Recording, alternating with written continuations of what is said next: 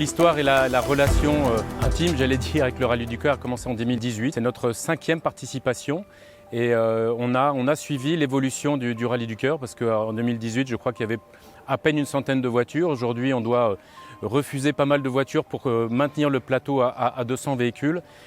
Le Rallye du Cœur, c'est avant tout de collecter des fonds pour la recherche contre le cancer pédiatrique, le cancer des enfants. Pour nous, c'est un incontournable de nos opérations des partenariats que nous suivons tous les ans avec le groupe Courtois. Et donc, plus on collecte d'argent, plus cet argent va à la recherche. Des programmes de recherche sont identifiés avec Patricia Blanc et l'association Imagine for Margot.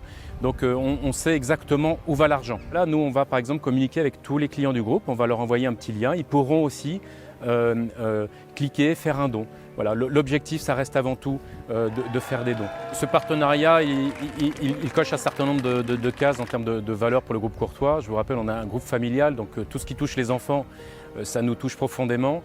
C'est aussi des valeurs de partage, de respect de la parole donnée. C'est vraiment des valeurs qui nous parlent. En plus, on est concessionnaire automobile.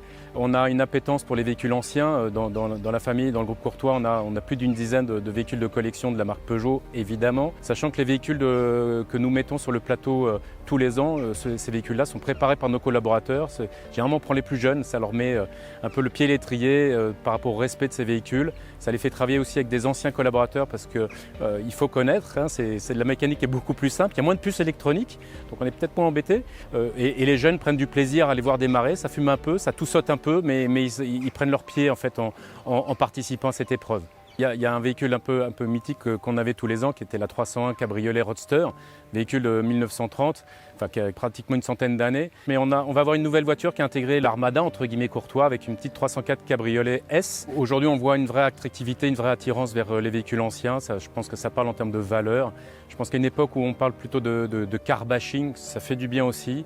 Ce sont des gens qui sont passionnés, qui entretiennent ces véhicules-là. Et on fait très vite le lien avec les opérations caritatives. On est en phase de lancement sur la nouvelle 308 SW, c'est-à-dire la version break de la 308.